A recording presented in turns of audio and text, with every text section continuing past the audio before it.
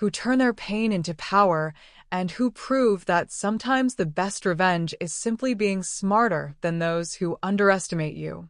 If you've ever been betrayed by someone you trusted, if you've ever felt powerless in the face of cruelty, this story is for you. Don't just listen and leave. Hit subscribe so you'll never miss another story that speaks to your soul. Ring that notification bell because today's story about Margot Delaney will show you that sometimes the quietest vengeance is the most devastating. Let's begin. My name is Margot Delaney, and at 58 years old, I thought I understood grief. I thought I knew what it meant to lose everything that mattered. But standing in the living room of the Connecticut home I'd shared with my husband Richard for 15 years, staring at the mahogany urn that held his ashes, I was about to learn that some betrayals cut deeper than death itself. Richard had been gone for exactly 7 days. 7 days since the heart attack that took him in his sleep.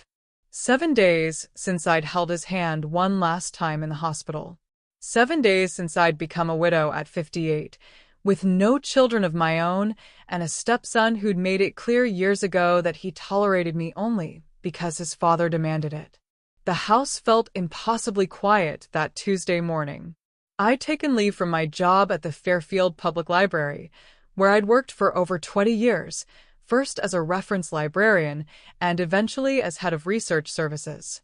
Books had always been my refuge, my way of understanding the world through other people's stories. But now, surrounded by the silence of my own story, I felt lost in a way that no amount of reading had prepared me for. I was arranging the sympathy flowers that had been arriving since the funeral when the phone rang. The sharp sound cut through the stillness like a blade, and for a moment, my heart leaped with the irrational hope that it might be Richard, that this whole nightmare had been some terrible mistake. But when I answered, the voice on the other end was coldly familiar. Margot. Bradley's voice held none of the warmth one might expect from a grieving son calling his stepmother. If anything, he sounded pleased. I hope you're sitting down. Bradley Delaney was 35 years old, Richard's son from his first marriage to a woman who died when Bradley was 12. Richard had raised him as a single father until he met me, and though I'd tried for 15 years to build some kind of relationship with Bradley, he'd made it clear that I was an intruder in what he considered his rightful inheritance. "Hello, Bradley," I said carefully, settling into Richard's favorite armchair. "How are you holding up?" "Better than fine, actually. That's why I'm calling." There was something in his tone that made my skin crawl, a smugness that I'd heard before but never quite this pronounced. "I wanted to let you know that I've sold Dad's car." "You've what?" The words didn't make sense. Richard's beloved 1967 Mustang, the car he'd restored with his own hands, the car he'd planned to leave to the local classic car museum. "Bradley, you can't have." "Oh, but I did. Got a great price for it, too. $15,000 cash." He paused, and I could practically hear his smile through the phone. "The house is next." The room seemed to tilt around me. "What are you talking about?" "I'm talking about reality, Margot. Dad's gone, and it's time for you to face facts. This house, this property, everything, it all belongs to me now. So you should probably start looking for a place to stay. I'm putting the house on the market next week." I gripped the phone so tightly my knuckles went white. "Bradley, you can't just—" "Let's not pretend you were ever really family," he continued, his voice growing colder with each word. "You were a convenience for my father, a nice companion for his golden years. But you were never a Delaney, not really. And now that Dad's gone, there's no reason to keep up the charade." The cruelty of it took my breath away. It wasn't just the words themselves, though they cut deep enough. It was the ease with which he said them, the casual dismissal of 15 years of marriage, of love, of the life I'd built with his father. As if I were luggage to be left at the terminal. "The lawyer will be in touch about the details," Bradley said, his tone now businesslike, as if he were discussing the weather. "But I wanted to give you a heads up out of, what's the word, courtesy. You have 30 days to clear out your personal belongings. Anything of Dad stays with the house, obviously. Bradley, wait. But the line had already gone dead. I sat there for a long moment, the phone still pressed to my ear, listening to the dial tone and trying to process what had just happened. The sympathy flowers suddenly seemed to mock me with their bright colors and condolences from people who assumed I would be grieving in the comfort and security of my own home. But this wasn't my home anymore, apparently. According to Bradley, it had never been my home at all. I walked slowly to Richard's study, a room I'd barely entered since his death because it still smelled like his cologne and the pipe tobacco he'd given up years ago but whose scent seemed permanently embedded in the leather furniture. His desk was exactly as he'd left it, paper scattered with his characteristic disorder, reading glasses folded next to a half-finished crossword puzzle, a coffee mug with a ring stain that I'd always nagged him to use a coaster under. On the bookshelf behind his desk was our wedding photo from 15 years ago. Richard had been 51 then, a distinguished professor of history at Yale with silver hair and kind eyes behind wire-rimmed glasses. I'd been 43, a lifelong bachelor girl who'd thought love had passed her by until this gentle, intellectual man walked into the library looking for research materials on the Civil War and ended up asking me to dinner instead. We'd married 6 months later in a small ceremony at the Botanical Gardens, with Bradley in reluctant attendance and a handful of close friends and colleagues. Richard had been so happy that day, spinning me around in my simple cream-colored dress, while jazz music played and fairy lights twinkled overhead. Finally, he'd whispered in my ear, "Finally, I have my happy ending." But apparently, Bradley saw it differently. To him, our marriage had been an intrusion, a theft of what should have been his exclusive claim on his father's love and estate. And now, with Richard gone, he was ready to erase me entirely. I picked up the wedding photo, tracing Richard's smile with my finger. "What do I do now?" I whispered to the empty room. "How do I fight this?" That's when I remembered Charlotte. Charlotte Paxton had been Richard's colleague at Yale, a brilliant attorney who specialized in estate law and had harbored what she thought was a secret crush on my husband for years before our marriage. She'd been devastated when he chose me, but over time, we developed an unlikely friendship. Charlotte respected intelligence and spine, and she told me once that she admired how I'd handled Bradley's hostility with grace and dignity. More importantly, Charlotte knew exactly how vindictive and entitled Bradley could be. She'd been at dinner parties where he'd made snide comments about gold diggers and late-life mistakes. She'd seen him storm out when Richard announced he was updating his will to include me. If anyone would understand what I was facing, it would be Charlotte. I found her business card in Richard's desk drawer, tucked behind a stack of legal documents that I suddenly realized I should probably examine more carefully. My hands were shaking as I dialed her number. "Charlotte Paxton," came the crisp, professional voice. "Charlotte, it's Margot Delaney, Richard's wife." The word felt strange in my mouth now, like a title I was no longer sure I had the right to claim. "Margot." Her voice immediately softened. "How are you holding up, dear? I've been thinking about you constantly since the funeral." "Not well," I admitted, and suddenly I was crying, not the gentle, dignified tears I'd been shedding all week, but ugly, desperate sobs that seemed to come from somewhere deep in my chest. "Charlotte, I need help. Bradley just called and told me he's selling the house. He says I have 30 days to get out, that I was never really family." The silence on the other end of the line stretched so long that I wondered if the call had dropped. When Charlotte finally spoke, her voice was deadly quiet. "That little bastard. Can he do this? Legally, I mean? I know Richard left everything to him in his will, but—" "Margot, stop. Take a breath." Charlotte's voice had shifted into what I thought of as her lawyer mode, calm, controlled, and slightly dangerous. "Did Richard ever discuss his estate planning with you? In detail, I mean?" "Not really. He always said Bradley would inherit the bulk of everything since he was his only child. I never asked for more than that. I just assumed. You assumed you'd have some basic security, which is reasonable and which Richard would have wanted. I could hear papers rustling in the background. Margot, I need you to listen to me very carefully. Do not sign anything Bradley gives you. Do not agree to anything. Do not even respond to his calls. Can you do that? Yes, but I'm coming over. Right now. We need to go through Richard's papers, all of them. And Margot? Bradley may have just made the biggest mistake of his entitled little life. After Charlotte hung up, I sat in Richard's study feeling something I hadn't experienced in days. Hope. Not the false hope of denial, but the real thing, the possibility that this story wasn't over, that I wasn't as powerless as Bradley assumed. I began pulling open desk drawers, looking for anything that might be relevant.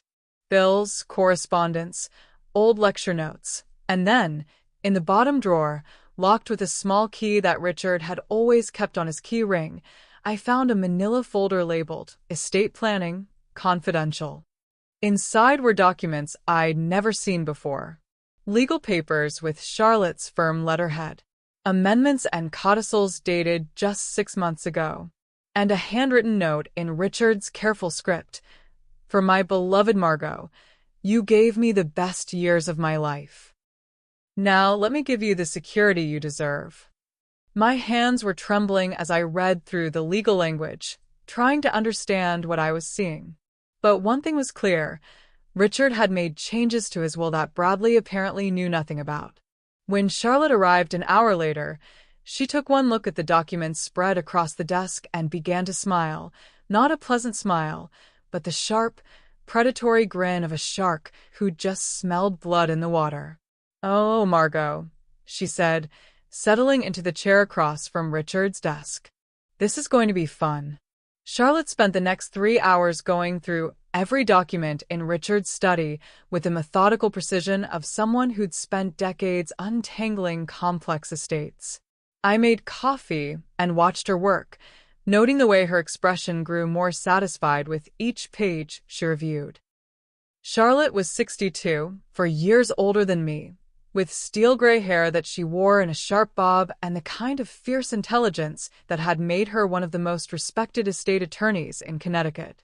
She'd never married, never found a man worth giving up my independence for, she'd told me once, and had instead built a practice that specialized in protecting the interests of widows and second wives from grasping relatives. Richard was thorough, she said finally, sitting back in her chair and removing her reading glasses. More thorough than I expected, actually, and much more devious. What do you mean? Charlotte held up a document thick with legal seals and notarizations. This is a codicil to Richard's original will, dated 6 months ago. Do you remember him going anywhere unusual around that time? Meeting with lawyers, perhaps? I thought back to the spring, trying to remember anything out of the ordinary. He said he had some university business in Hartford. Meetings about his pension and retirement planning. He was gone for most of a day, but he seemed, I don't know, pleased when he came back. Like he'd accomplished something important. I'll bet he was pleased. Charlotte's smile was growing sharper by the minute. Margot, did you know that your name is still on the deed to this house? What? But Richard said. Richard said a lot of things to keep the peace with Bradley. But the legal reality is quite different. She spread several documents across the desk. When Richard married you, he added your name to the deed as joint tenants with right of survivorship. That means the house belongs to you now, not to Bradley. I stared at the papers, trying to process what she was telling me. But the will... The original will left everything to Bradley, yes. But this codicil changes things significantly. Charlotte pointed to a section highlighted in yellow. Richard left you 75% of his estate, including all real estate, investments, and personal property. Bradley gets 25% and some specific family heirlooms.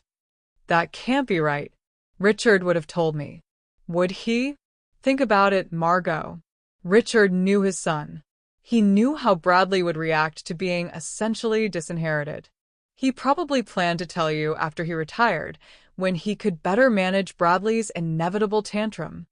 Charlotte leaned forward, her eyes bright with professional excitement. But here's the beautiful part.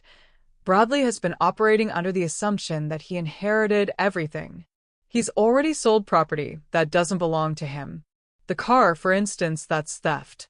And if he's planning to sell this house, that would be fraud, I said slowly, understanding beginning to dawn. Exactly. And not just simple fraud.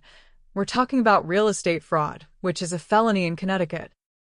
Charlotte gathered the papers into a neat stack. Margot, Bradley has essentially been digging his own grave for the past week. The question is, do we stop him now, or do we let him keep digging? The logical thing would have been to stop him immediately, to prevent any further crimes and protect what was rightfully mine. But something in Charlotte's tone, some hint of calculated mischief, made me pause. What are you suggesting? I'm suggesting that Bradley is arrogant enough to hang himself if we give him enough rope. Right now, he's committed petty theft and is planning major fraud. But if we let him continue, if we monitor his actions and document everything he does, we might be able to destroy him completely. Why would you want to do that? I mean, professionally, wouldn't it be better to just stop this now? Charlotte was quiet for a moment, her expression thoughtful. Can I tell you something in confidence? Something I probably shouldn't admit as an attorney. I nodded. I've watched Bradley treat you like garbage for 15 years. I've seen him make you feel small and unwanted in your own home. I've watched him poison family gatherings with his resentment and entitlement. Her voice was growing harder with each word. And more than that, I loved Richard too. Not the way you did, but I loved him. He was a good man who deserved better than a son who saw him only as a source of inheritance. She stood up and walked to the window, looking out at the garden where Richard had spent so many happy hours. Bradley thinks he can erase you, Margot.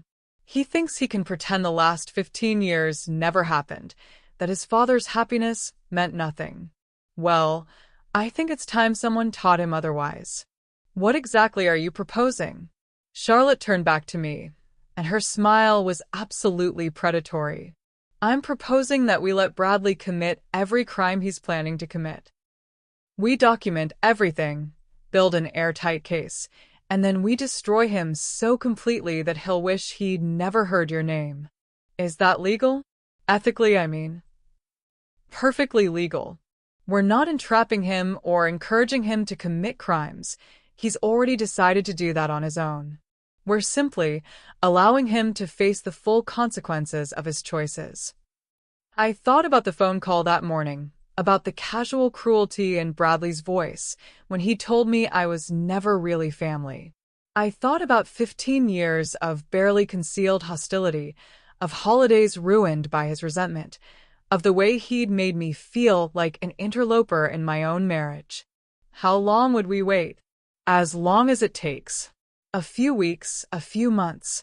However long it takes for him to commit enough crimes to ensure he faces serious jail time. Charlotte's expression softened slightly. Margot, I know this isn't how you usually handle conflict.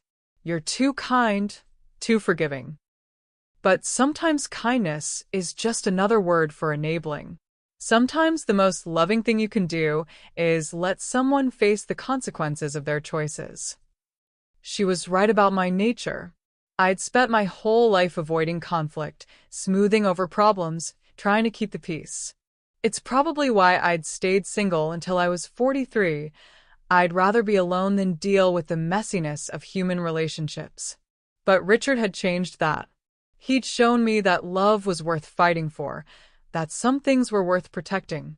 And if our marriage had meant anything at all, if the 15 years of happiness we'd shared had any value, then maybe it was time to stop being so accommodating. What would I need to do? Nothing at first. We let Bradley think his plan is working. You disappear, lay low, don't respond to his calls or legal threats. Let him get comfortable with the idea that he's won. Charlotte began packing the documents into her briefcase. Meanwhile, I'll do some investigation into his business dealings. Something tells me that a man arrogant enough to steal from his stepmother might have other skeletons in his closet. And then we destroy him with the truth. We reveal that he's been stealing and defrauding people. We take back everything that's rightfully yours. And we make sure he faces criminal charges for what he's done. I looked around Richard's study one more time, at the books he'd loved and the papers he'd left behind, and the wedding photo that captured us in our moment of greatest happiness. Bradley thought he could erase all of this, could pretend it had never mattered. He was wrong. Okay, I said quietly. Let's do it. Charlotte's smile was brilliant and terrifying. Excellent. Now, the first thing we need to do is get you out of here before Bradley shows up with potential buyers. Do you have somewhere you can stay? Somewhere he won't think to look for you. I thought about it. I could stay with friends, but that would be the first place Bradley would check. I could go to a hotel, but that would leave a paper trail. And then I remembered something Richard had mentioned years ago, a small property he'd inherited from his mother, a trailer on a few acres of land about an hour north of here. He'd always meant to sell it, but had never gotten around to it. I might have an idea, I said. Somewhere quiet where I can think and plan. Perfect. Pack light, just essentials. We want Bradley to think you've given up, that you're running away defeated. Let him get overconfident. As I packed a small suitcase, I felt something I hadn't experienced in years, the thrill of righteous anger. Bradley had made a critical error in judgment. He'd assumed that because I was quiet and accommodating, I was also weak and helpless. He was about to learn the difference between kindness and weakness, and I was going to enjoy teaching him. I left the house at dawn the next morning, while the neighborhood still slept and before Bradley might arrive with his real estate agent. The only things I took were a single suitcase of clothes, Richard's old cigar box that contained what he'd jokingly called his treasure map, receipts, codes, and odd mementos from our travels, and the manila folder with all the estate documents. The drive north took me through small Connecticut towns that grew progressively more rural as I left the wealthy suburbs of Fairfield County behind. Richard's mother's property was in a part of the state I'd never visited, where the hills were steeper and the trees grew thicker and cell phone service became spotty. I almost missed the turnoff, a narrow dirt road marked only by a rusted mailbox with Delaney painted in faded letters. The road wound through dense woods for nearly a mile before opening into a small clearing where a modest trailer sat on a foundation of concrete blocks. It wasn't much to look at. The trailer was probably 30 years old, with aluminum siding that had faded to a dull silver and a small wooden deck that Richard's father had apparently built himself. But it was clean and quiet, and most importantly, it was completely off the grid. No neighbors for miles, no one to report my presence, no way for Bradley to find me even if he thought to look. Inside, the trailer was basic but functional. A small kitchen, a living area with a fold-out couch, a tiny bedroom, and a bathroom with a shower stall barely big enough to turn around in. The electricity worked, fed by solar panels that Richard's father had installed in some fit of environmental consciousness. There was even a landline telephone, though I doubted it would be much use given the poor cell coverage. I spent the first day settling in and taking inventory. The kitchen was stocked with canned goods and dry staples that were probably years old, but still edible. There was a small wood-burning stove for heat and a propane tank for the water heater. It was like stepping back in time to a simpler, more self-sufficient way of life. But it was also perfect for what I needed to do. No distractions, no neighbors dropping by, no unexpected visits from concerned friends. Just silence and space to think and plan. On the second day, I called Charlotte from the landline. "How's the hideaway?" she asked. "Quiet. Perfect for what we need." "Have you heard anything from Bradley?" "Oh, yes. He's been busy." I could hear the satisfaction in her voice. He's already listed the house with a real estate agent. Asking price, $800,000. 800,000? But the house is worth at least 1.2 million, yes. He's either incompetent or desperate for a quick sale. Probably both. Charlotte paused. There's more. I had a private investigator do some preliminary research into Bradley's business dealings. Turns out your stepson has been quite creative with his real estate ventures. What kind of creative? The illegal kind. He's been flipping houses using fraudulent loan applications, claiming to live in properties he's never set foot in to qualify for owner-occupant rates. He's also been backdating purchase agreements to avoid capital gains taxes. The man is a walking tax fraud case. I felt a grim satisfaction at this news. Can you prove it? We're working on it. But Margot, there's something else. Something more personal. Charlotte's voice grew more serious. The investigator talked to some of Bradley's ex-associates. Apparently, he's been telling people for years that his father's second marriage was invalid. Something about you being a gold digger who manipulated a vulnerable widower. The words stung, even though I'd expected them. Does it matter? Legally, I mean? Not at all.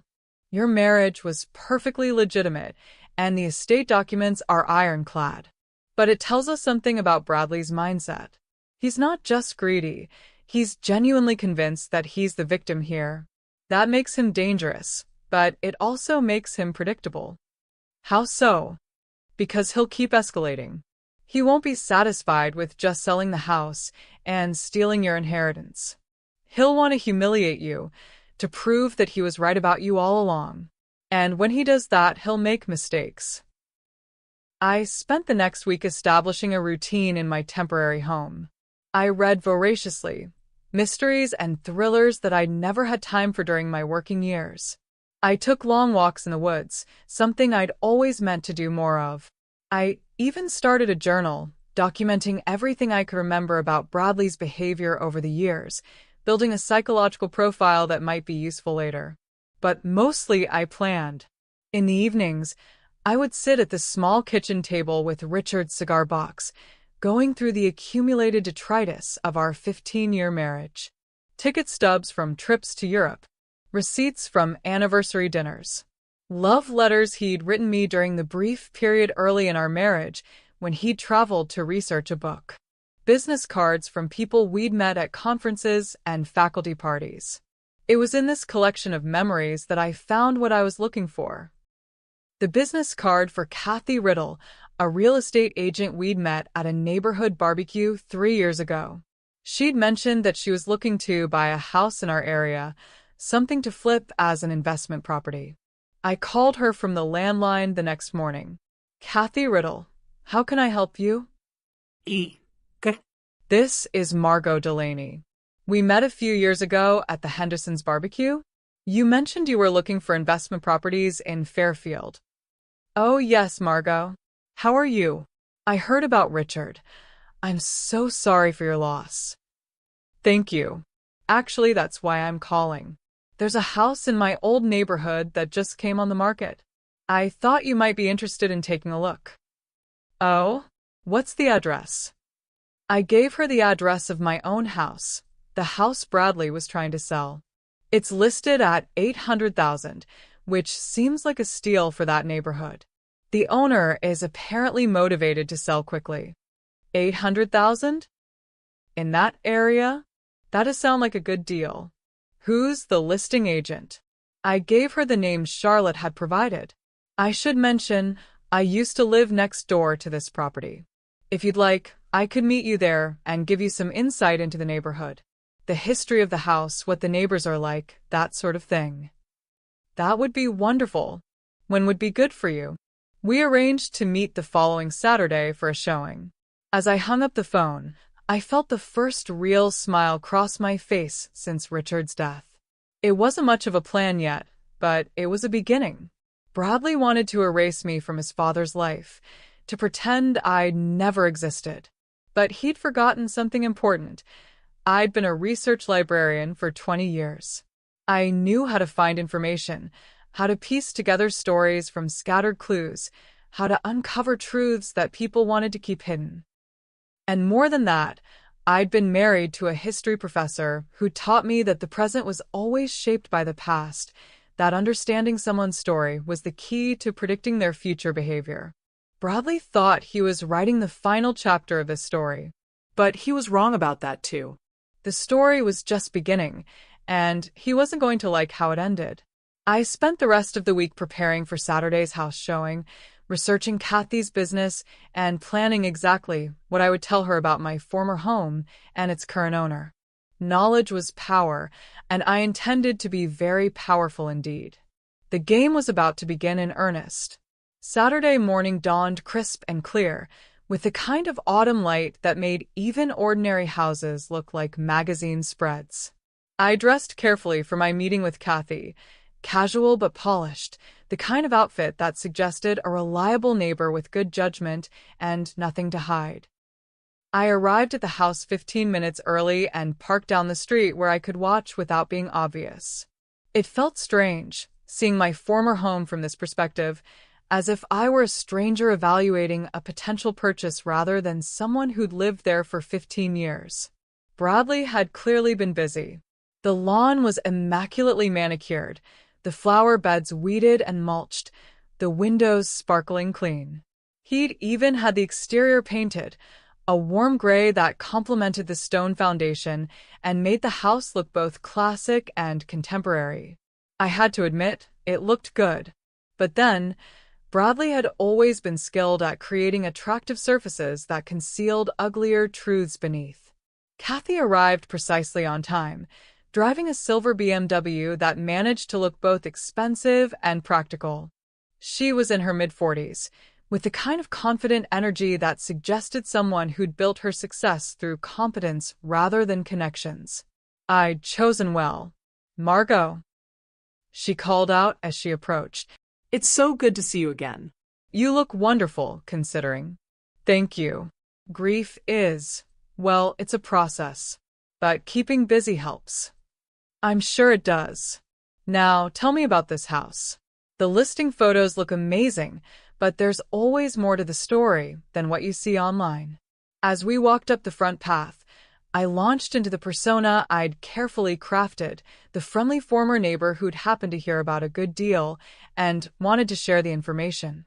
It was important to seem helpful but not too invested, knowledgeable but not suspiciously so. "The house was built in 1994, I said, "so it's got good bones but with modern conveniences." The owner before last was a philosophy professor, very meticulous about maintenance. He updated all the major systems about 5 years ago. "And the current owner?" "Bradley Delaney. He inherited it from his father, but I don't think he's really interested in living here. He seems to want a quick sale." I paused, as if considering whether to say more. "Between you and me, I think he might be having some financial difficulties. I've heard rumors about his business ventures." Kathy's real estate instincts sharpened immediately. "What kind of rumors?" "Oh, you know how people talk. Something about problems with his development projects, investors pulling out. It might not be true, but it would explain why the price is so aggressive for this neighborhood." The listing agent arrived just as we reached the front door. A young man in an expensive suit who looked like he'd rather be anywhere else. He introduced himself as Mike something or other and immediately launched into a generic sales pitch about square footage and recent improvements. But as we toured the house, I could see Kathy's attention was focused on details that the agent either didn't know or was deliberately avoiding. The water damage in the basement that had been painted over rather than properly repaired. The foundation crack that had been cosmetically filled, but not structurally addressed. The electrical panel that was older than the listing claimed and probably needed updating. "How long has the current owner lived here?" Kathy asked as we examined the kitchen. "Oh, Mr. Delaney doesn't actually live here," the agent said quickly. "He's been using it as an investment property." I raised an eyebrow. "Investment property?" "I thought he inherited it from his father just a few weeks ago." The agent's face flushed slightly. Well, yes, he's considering it as an investment opportunity going forward. Kathy and I exchanged glances. She was clearly catching the same inconsistencies I was, but from a professional rather than personal perspective, which was perfect. It meant she'd ask the hard questions without me having to prompt her. Has the property been rented? Kathy asked. Are there any existing tenant agreements I should know about? No, no tenants. It's been vacant. Since when? The agent checked his notes, clearly uncomfortable. Since early September. That's interesting, I said innocently. I could have sworn I saw lights on in the evenings through most of September. Maybe someone was house-sitting. I'm not sure about the details. You'd have to ask Mr. Delaney directly. As we moved through the house, I found myself seeing it with new eyes. This had been my home, the place where Richard and I had built our life together. But Bradley had already begun erasing traces of that life. Our wedding photos were gone from the mantelpiece. The books that had filled Richard's study had been boxed up and removed. Even small personal touches, the throw pillows I'd chosen for the living room, the artwork we'd collected during our travels, had disappeared. It was as if the house had been stripped of its soul, turned into a generic showplace that could appeal to any buyer.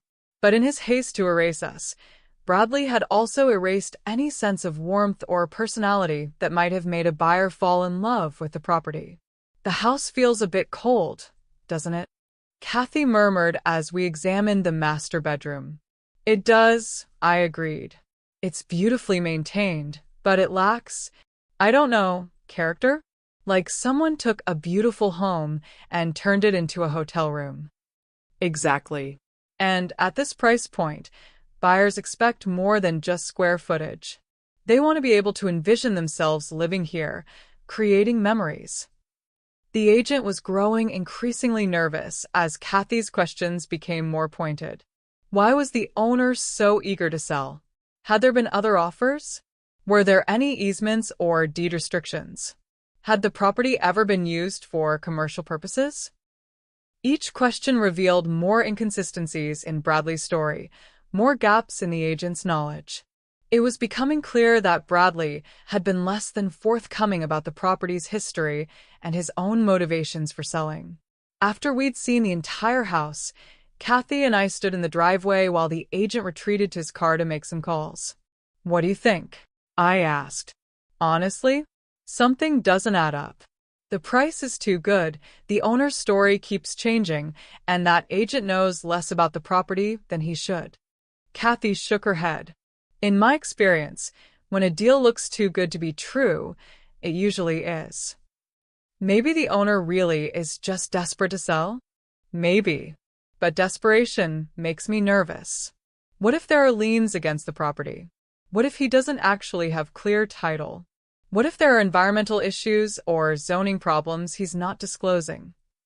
I nodded thoughtfully. Those are good points. Is there a way to find out more about the owner's situation? Publicly available information, I mean? Absolutely. I always do due diligence on properties that seem unusual. Property records, tax liens, court filings, it's all public information if you know where to look. Would you mind sharing what you find? I have to admit, I'm curious now.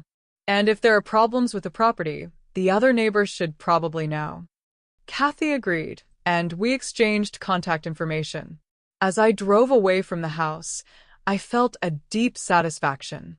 The seed had been planted. Kathy would do her research, discover the irregularities in Bradley's ownership claims, and inevitably uncover the broader pattern of his fraudulent business dealings. But more than that, I'd begun to understand something important about Bradley's psychology. In his eagerness to erase Richard and me from the house, he'd also erased everything that made it special. He saw the property only as a financial asset, not as a home where real people had lived and loved and built a life together. That emotional blindness would be his downfall. Over the next few days, I put the second phase of my plan into motion. Using the landline and a carefully disguised voice, I began making anonymous complaints to various government agencies. To the zoning board, I'm concerned about the property ad address. The owner claims it's been an investment property, but I believe someone was living there as recently as last month. Are there any permit violations we should know about? To the HOA, there have been some irregularities with one of the properties in our neighborhood. Potential deed fraud. You might want to look into the ownership history of address. To the IRS tip line, I have reason to believe that Bradley Delaney has been claiming properties as primary residences for tax purposes when he's actually been flipping them as investments. You might want to audit his last few years of returns. Each call was brief, professional, and carefully calculated to trigger official scrutiny without revealing my identity. I'd learned during my years as a librarian that government agencies were often overworked and understaffed, but they took anonymous tips seriously when those tips came with specific addresses and verifiable claims. Charlotte called on Wednesday with an update. "Your friend Kathy is very thorough," she said approvingly. "She's been asking all the right questions about the property records. And her questions have apparently made their way back to Bradley." "How do you know?" "Because he called me yesterday, furious about harassment from potential buyers. Apparently, he's getting questions he can't answer about the property's history and his legal right to sell it." "What did you tell him?" "Nothing. I told him that as far as I knew, you disappeared and I had no idea where you were." "Which is technically true. I don't know exactly where you are, just that you're somewhere safe." "Is he suspicious?" "Oh, he's paranoid. But not about the right things. He's convinced that you're hiding somewhere, plotting some kind of legal challenge to the will. He has no idea that the will has already been changed, or that every day he continues this charade, he's digging himself deeper into criminal liability." That night, I implemented the third phase of my plan. Using the skills I developed over 20 years of research work, I began creating an online presence for the house that Bradley was trying to sell. But not the kind of presence he wanted. I started with the ghost hunter forums. There were dozens of them online, communities of people who were absolutely convinced that certain properties were haunted and who took perverse pleasure in documenting supernatural activity. They were also remarkably gullible and prone to spreading stories without verification. Using a throwaway email account, I posted a carefully crafted story about the Delaney haunting, a supposedly cursed property where the ghost of a wronged woman could sometimes be heard crying from within the walls. I included just enough verifiable details about the house's layout and neighborhood to make the story seem credible, while adding fictional elements about mysterious sounds, cold spots, and electronic equipment malfunctioning. The response was immediate and enthusiastic. Within hours, my post had been shared across multiple forums and social media groups. Ghost hunters began making plans to visit the property. Local paranormal investigation groups started discussing the Delaney house as a potential case study. But the real genius of the plan wasn't the ghost hunters themselves. It was their tendency to broadcast everything on social media. By Thursday evening, TikTok videos were already appearing with teenagers standing outside my former home, claiming to detect spiritual energy and negative vibes. Instagram posts tagged the location with hashtag haunted house and hashtag Delaney ghost. The neighborhood was in chaos. Parents were calling each other, worried about strange teenagers lurking around with cameras and electromagnetic field detectors. The HOA was fielding complaints about noise and trespassing, and Bradley was caught completely off guard by a problem he couldn't understand or control. Charlotte called again on Friday, barely able to contain her laughter. "Margot, what did you do?" "Bradley is beside himself. Apparently, there are ghost hunters camping out in front of the house with sage sticks and EMF detectors. 3 separate showings have been canceled because the buyers were spooked by teenagers with cameras talking about supernatural activity." "I may have shared some local folklore about the property," I said innocently. "Local folklore that you invented?" "The internet is full of stories, Charlotte. Sometimes they take on a life of their own. You magnificent, devious woman. I'm beginning to think Richard married someone even more brilliant than he realized. As I hung up the phone, I allowed myself a moment of pure satisfaction. Bradley had thought he could erase me from the story, make me disappear without a trace. But he'd forgotten that I was a storyteller by profession, someone who understood the power of narrative to shape reality. I wasn't disappearing. I was becoming the ghost that would haunt his dreams. And this was just the beginning. By the weekend, the ghost hunter invasion had reached epic proportions. What had started as a few curious teenagers with smartphones had evolved into a full-scale paranormal investigation community descended upon my former neighborhood like locusts with electromagnetic field detectors. I drove by on Saturday evening, parking several blocks away and walking through the adjacent subdivision to get a better view. The scene was surreal. At least a dozen cars were parked along the street, filled with people of all ages armed with cameras, recording equipment, and various pseudoscientific gadgets designed to detect spiritual energy. A group of college-aged kids had set up what appeared to be a base camp on the sidewalk across from the house, complete with folding chairs, coolers, and a whiteboard where they were documenting paranormal events by time and location. An older couple was slowly walking the perimeter of the property with some kind of device that beeped intermittently, causing them to whisper excitedly and make notes. Most amusing of all was a teenage girl with purple hair who was live streaming to what appeared to be several hundred viewers, providing breathless commentary about the spiritual disturbance she claimed to be sensing. "Can you feel that?" she was saying to her phone camera. "There's definitely something here. Something angry. Something that doesn't want to be forgotten." I had to admit, she wasn't wrong about the angry part. The house itself looked like a crime scene. Bradley had posted no trespassing signs all around the property, but that hadn't stopped the more determined investigators from leaving offerings on the porch, flowers, candles, handwritten notes expressing sympathy for the restless spirit they believed inhabited the house. I was documenting the scene with my own phone when I spotted a familiar figure emerging from the house. Bradley himself, looking absolutely livid as he stormed toward the assembled crowd. "This is private property," he shouted, waving what appeared to be a legal document. "I will call the police if you don't disperse immediately." The ghost hunters looked up with interest, but showed no signs of leaving. In fact, Bradley's obvious distress seemed to energize them, as if his anger was confirmation that they were onto something significant. "Sir," called out the older man with the beeping device, "we're not on your property. We're on the public sidewalk, which is perfectly legal. We're just documenting unusual electromagnetic signatures in the area." "There are no electromagnetic signatures," Bradley screamed. "This is a normal house. There are no ghosts." "That's exactly what someone would say if they were trying to cover up a haunting," the purple-haired girl said to her camera. "Notice how defensive he's getting? Classic guilt behavior."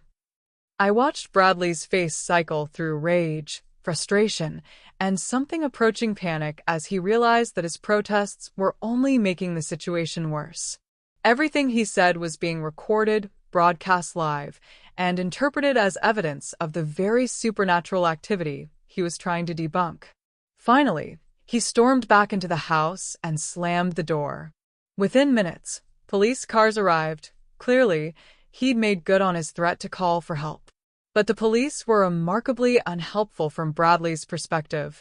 After confirming that the ghost hunters were indeed on public property and weren't disturbing the peace, the officers essentially shrugged and left. There was nothing illegal about people standing on a sidewalk with cameras, even if their reasons for being there were unusual. I watched the scene for another hour, taking notes and photos that I planned to share with Charlotte.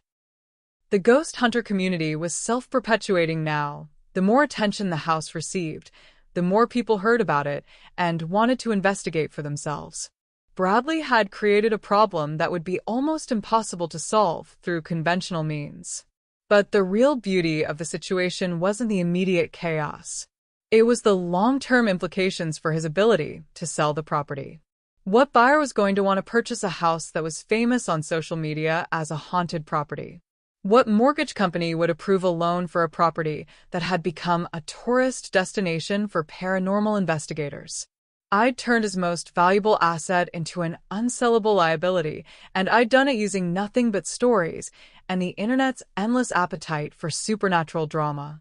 Charlotte called me that evening, practically breathless with excitement. "Margot, you're a genius. A completely ruthless, brilliant genius. Do you know that videos of the house have been viewed over 1 million times in the last 3 days?" I hadn't checked the numbers. Well, I have. And so has Bradley, apparently. His real estate agent called him this afternoon to suggest taking the house off the market until the negative publicity dies down. How do you know that? Because Bradley called me absolutely hysterical, demanding to know if you were somehow behind the ghost stories. I told him truthfully that I had no idea what he was talking about, since I don't know anything about your social media activities. What did he say to that? He said he was going to find you and make you stop this campaign of harassment. Which is interesting because it suggests he knows perfectly well that the ghost stories are fabricated. But he can't prove I'm behind them? Not unless he wants to admit publicly that the haunted house stories are fake, which would require him to acknowledge that he knows more about the property's history than he's been claiming. I smiled in the darkness of the trailer. Bradley was caught in a perfect trap of his own making. To debunk the ghost stories, he'd have to reveal knowledge about the house that contradicted his claims about being an absentee inheritor. But to maintain his cover story, he'd have to let the supernatural narrative continue to damage the property's marketability. "Charlotte, there's something else I want to try. But I'll need your help to make it look authentic." "What kind of help?" "The kind that might require you to compromise your professional ethics, just a tiny bit." "Margot, after watching what Bradley has done to you, I'm prepared to compromise my ethics quite a lot." "What do you need?" Over the next hour, I outlined the next phase of my plan. It was more complex than the ghost stories, requiring careful timing and Charlotte's knowledge of real estate law. But if it worked, it would create problems for Bradley that went far beyond supernatural tourism. "You want me to file complaints about the property based on information you're going to plant?" Charlotte asked. "Not plant. Uncover. There's a difference." "A legal difference?" "A moral difference. Which is what matters." Charlotte was quiet for a moment. "Margot, I have to ask, are you sure you want to go this far? What you're describing isn't just pranks anymore. This could seriously damage Bradley's ability to make a living." I thought about the question seriously. A month ago, I would have been horrified by what I was planning. The old Margot, the accommodating librarian who'd spent her life avoiding conflict, would never have considered such an elaborate revenge scheme. But that woman had died the day Bradley told her she was never really family. What had emerged from that death was someone harder, smarter, and completely unwilling to be erased without a fight. "Charlotte, Bradley destroyed my home, stole my inheritance, and tried to erase 15 years of marriage as if they never happened. He did it casually, cruelly, and without a moment's remorse. So yes, I'm sure." "In that case," Charlotte said, "let's destroy him." The next phase of my plan required getting inside the house, which was considerably more challenging now that Bradley had installed security cameras and posted trespassing warnings. But I had advantages that the ghost hunters didn't.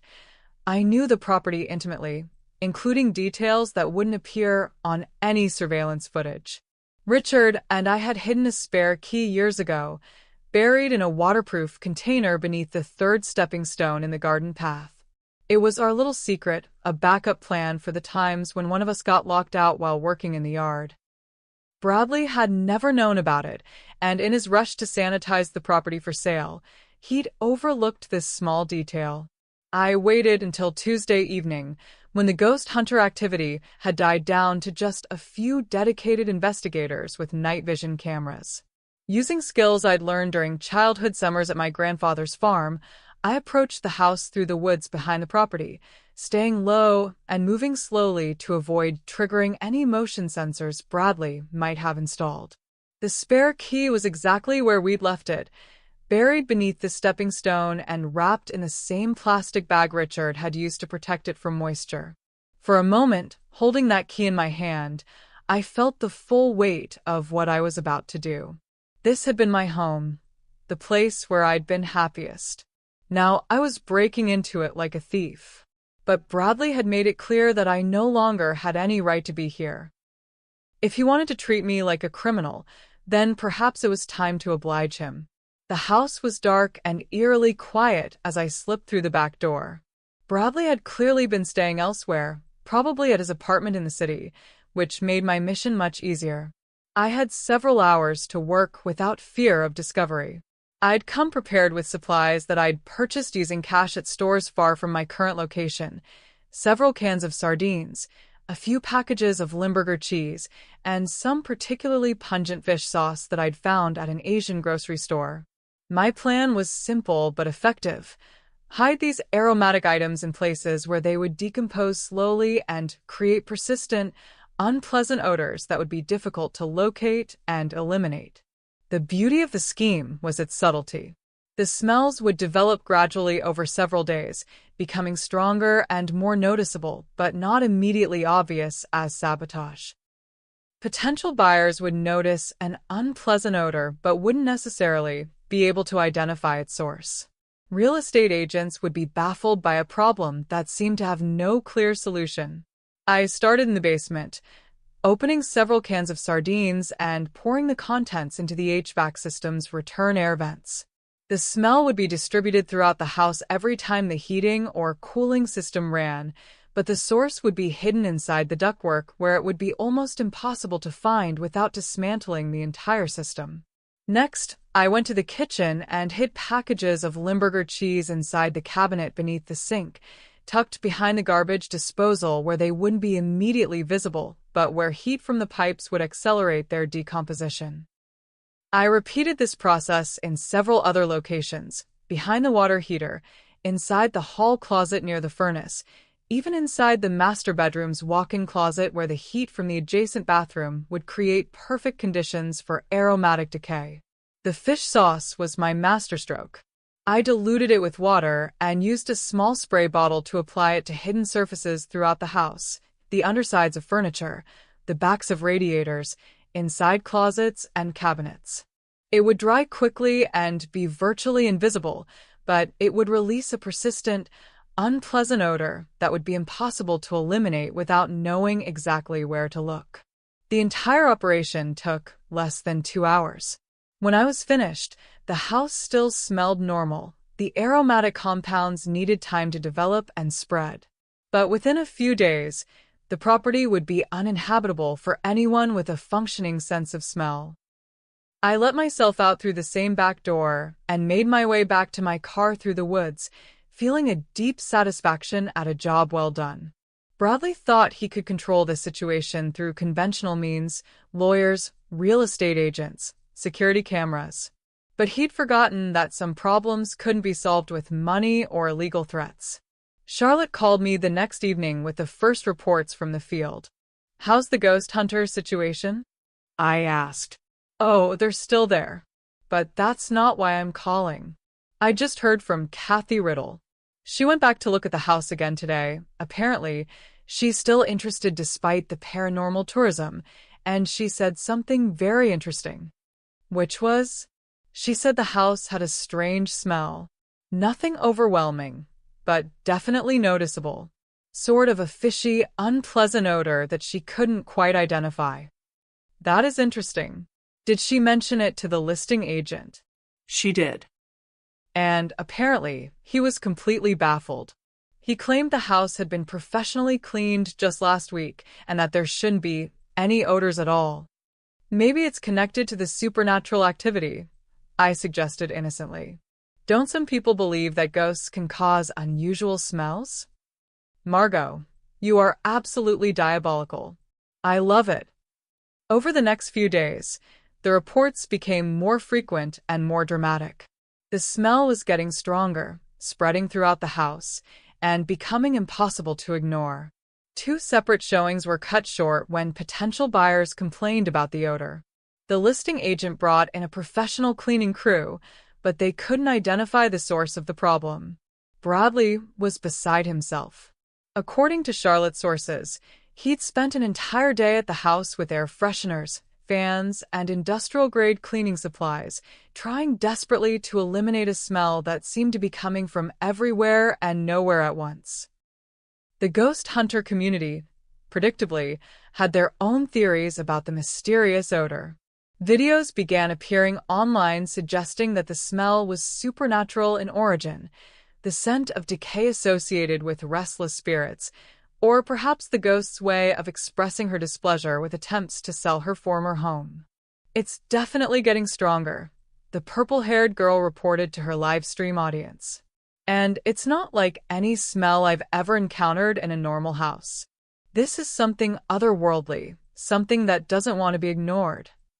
By the end of the week, Bradley had hired 3 different professional cleaning services, 2 HVAC specialists, and even a company that specialized in odor elimination. None of them could identify the source of the problem or provide a permanent solution. The house was becoming unsellable for multiple reasons now. The ghost stories had damaged its reputation and attracted unwanted attention. The mysterious smell made it physically unpleasant to spend time inside. And the combination of these problems was creating a feedback loop that made each issue worse. But the real victory wasn't the immediate chaos I was causing. It was the way these problems were revealing Bradley's fundamental character flaws to everyone around him. His anger, his desperation, his complete inability to handle unexpected challenges. All of it was on display for potential buyers, real estate professionals, and neighbors to see. He was demolishing his own credibility more effectively than I ever could have managed alone. Charlotte called me on Saturday with the week's final update. "The listing agent wants to withdraw the house from the market," she reported. "He says it's become a liability for his company's reputation. Between the ghost hunters and the smell, he can't show the property to serious buyers anymore." What did Bradley say to that? He threatened to sue for breach of contract. But here's the beautiful part. The listing agreement includes a clause that allows the agent to withdraw if the property becomes unsellable due to factors beyond his control. Supernatural tourism and mysterious odors definitely qualify. So, the house is off the market? Effectively, yes. Bradley can try to find another agent, but word travels fast in the real estate community. No one is going to want to take on a property with this kind of baggage.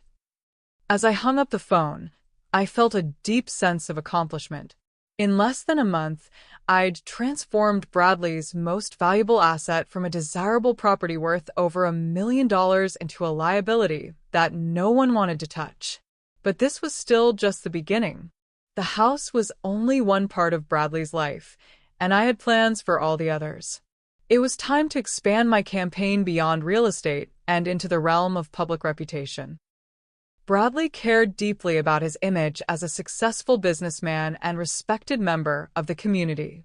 Soon, he would discover just how fragile that image really was.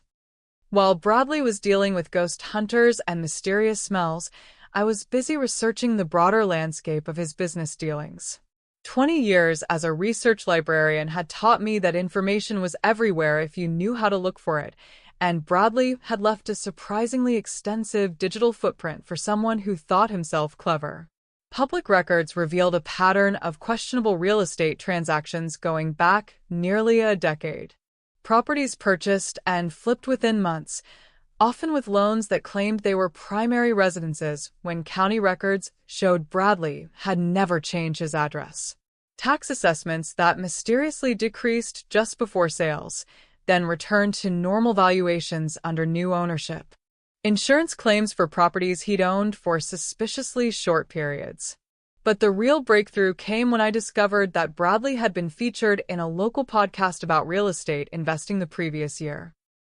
In his eagerness to promote himself as a successful entrepreneur, he'd been remarkably candid about his methods for maximizing profits and minimizing taxes. The podcast was called Connecticut Real Estate Insider, and the episode featuring Bradley was titled Creative Financing Strategies for the Modern Investor. As I listened to the 40-minute interview, I couldn't believe how openly he discussed techniques that skirted the edge of legality. The key is understanding how to work within the system, Bradley had explained to the host. For example, if you claim a property as your primary residence, you can get much better loan terms, even if you're planning to flip it immediately. And there are ways to structure the timing of purchases and sales to minimize your tax burden. Can you give us some specific examples? The host had asked. Well, hypothetically speaking, you might purchase a property in December and claim it as your primary residence for tax purposes, then sell it in March as an investment property. The IRS doesn't always catch those kinds of timeline issues, especially on smaller transactions. He'd gone on to describe other creative strategies, backdating purchase agreements to avoid capital gains taxes, using shell companies to hide the true ownership of properties, even claiming repairs and improvements that had never actually been made. It was a masterclass in real estate fraud, delivered with the casual confidence of someone who'd never faced serious consequences for his actions. I made careful notes and saved digital copies of the podcast to multiple cloud storage accounts. Then I began researching the host and the podcast's audience, looking for the best way to ensure that Bradley's admissions reached the right people. The podcast host, it turned out, was a licensed real estate agent himself, someone who would be ethically obligated to report suspected fraud to the appropriate authorities. The podcast also had a significant following among real estate professionals, including agents, investors, and regulatory officials who would recognize the legal implications of Bradley's statements. Using an anonymous email account, I sent a carefully crafted message to the podcast host. Dear Mr. Rodriguez, I recently listened to your episode featuring Bradley Delaney and his creative financing strategies. As a concerned citizen and real estate professional, I felt compelled to bring to your attention that many of the techniques Mr. Delaney described appear to constitute fraud under Connecticut state law and federal tax regulations. I've done some research into Mr. Delaney's actual business practices, and there appear to be significant discrepancies between his public statements and his documented transactions. You might want to consider whether your platform should be promoting techniques that could expose your listeners to criminal liability. I've attached some publicly available documents that raise questions about Mr. Delaney's credibility and business practices. You may want to consult with your legal team about the potential implications of having featured him so prominently. A concerned listener. I attached selected excerpts from the public records I'd compiled, carefully choosing documents that raised obvious red flags without revealing how extensively I'd researched Bradley's activities. The response was swift and decisive. Within 48 hours, the podcast episode had been removed from all platforms with a brief statement. Upon further review, we have determined that content in this episode may not meet our editorial standards. We apologize for any confusion and are reviewing our guest vetting procedures. But removing the episode only drew more attention to it. Real estate professionals who had heard it began discussing it on industry forums, speculating about what content had been so problematic that it required complete removal. Someone had apparently saved a copy of the episode and was sharing it privately, along with increasingly detailed analyses of Bradley's statements and their legal implications. Charlotte called me with updates as the story spread through Connecticut's real estate community. It's like watching a slow-motion avalanche, she reported. Everyone in the industry is talking about Bradley now, and none of it is good. 2 different agents have told me they've been contacted by investigators asking about his business practices. What kind of investigators? State regulatory officials, IRS, possibly FBI. When someone publicly describes multiple federal crimes in a podcast interview, it tends to attract official attention. How is Bradley handling it? Not well. He's been calling around trying to find out who reported him, threatening to sue for defamation. But you can't defame someone by quoting their own words back to them. The investigation moved quickly once it began. Bradley's financial records were subpoenaed, his properties were examined for evidence of fraud, and his business associates were interviewed about their knowledge of his activities. It turned out that Bradley had been even more reckless than I'd suspected. He'd been using the same fraudulent techniques for years, confident that his activities were too small-scale to attract attention from overwhelmed regulatory agencies. But once investigators began looking closely at his transactions, they found a pattern of systematic fraud that stretched back to the beginning of his real estate career. The house that he was trying to sell illegally was just the tip of the iceberg. Investigators discovered loan fraud on at least 6 different properties, claiming primary residence status for properties he'd never lived in. Tax fraud through backdated purchase agreements and false depreciation claims. Insurance fraud through suspicious damage claims on properties he'd owned for short periods. Money laundering through shell companies that existed only on paper. Each discovery led to new questions, new subpoenas, new evidence of criminal activity. Bradley had built his entire business model on fraud, and now that structure was collapsing under the weight of official scrutiny. But the most devastating blow came when investigators traced his recent activities and discovered that he'd been trying to sell property he didn't legally own. The house that had started this entire investigation, my house, became the centerpiece of a major fraud case. Charlotte delivered the news with barely contained glee. Bradley has been arrested, she announced. Multiple counts of fraud, grand theft, and conspiracy. The prosecutor is calling it one of the most extensive real estate fraud schemes they've seen in Connecticut. What about the house? Seized as evidence. It's tied up in litigation now, which means Bradley can't sell it, can't profit from it, and can't use it as collateral for legal fees. I felt a deep sense of satisfaction at this news, but also something unexpected. Pity. Not for Bradley, he'd earned every consequence he was facing. But for the life he'd thrown away through greed and arrogance, for the relationships he'd destroyed in pursuit of money that was never really his. Charlotte, how long could he face in prison? If convicted on all counts? 20 to 30 years. Real estate fraud is a federal crime, and he's been doing it systematically for almost a decade. Plus, there are state charges for the theft of your property specifically. 20 to 30 years. Bradley would be in his 60s when he got out, his business destroyed, his reputation ruined, his inheritance spent on legal fees and restitution. He tried to erase me from the story, but instead, he'd erased himself. That evening, as I sat in the trailer watching the sun set through the trees, I reflected on how completely the situation had reversed itself. A month ago, Bradley had called to inform me that I was homeless and powerless, that I had no family and no future. Now he was the one facing homelessness, sitting in a jail cell waiting for a bail hearing he probably couldn't afford.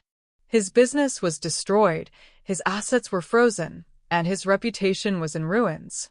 Meanwhile, I was about to inherit everything he'd tried to steal, plus compensation for the emotional distress he'd caused. The phone rang, interrupting my thoughts. It was a number I didn't recognize, but something made me answer it. Margot? This is Bradley. His voice was different now, smaller, frightened, stripped of the arrogance that had defined our every interaction for 15 years. He sounded like what he actually was, a scared man who'd finally been caught. Hello, Bradley. I'm calling from jail. They gave me one phone call, and I didn't know who else to call. The irony was almost too perfect. After 15 years of treating me like an unwanted intruder, after telling me I was never really family, after trying to steal my inheritance and erase my marriage, he was calling me for help because I was the only person left in his life who might still care enough to take his call. What do you want, Bradley? I'm sorry. The words came out in a rush, desperate and defeated. I'm so sorry, Margot. I was wrong about everything. I was angry and stupid, and I thought I deserved more than I did. I thought you were taking something away from me, but you weren't. You made Dad happy. You were good for him. And I destroyed everything because I couldn't see past my own selfishness. Yes, you did. Is there any way you could help me? With bail or a lawyer, or just tell people that I'm not completely evil? I know I don't deserve it, but I don't know what else to do. I was quiet for a long moment, considering his request. A month ago, I would have said yes immediately. The old Margot, the accommodating one who always tried to keep the peace, would have found a way to help him despite everything he'd done. But that woman was gone, and the person who'd replaced her understood something important. Sometimes the most loving thing you can do is let someone face the full consequences of their choices. No, Bradley.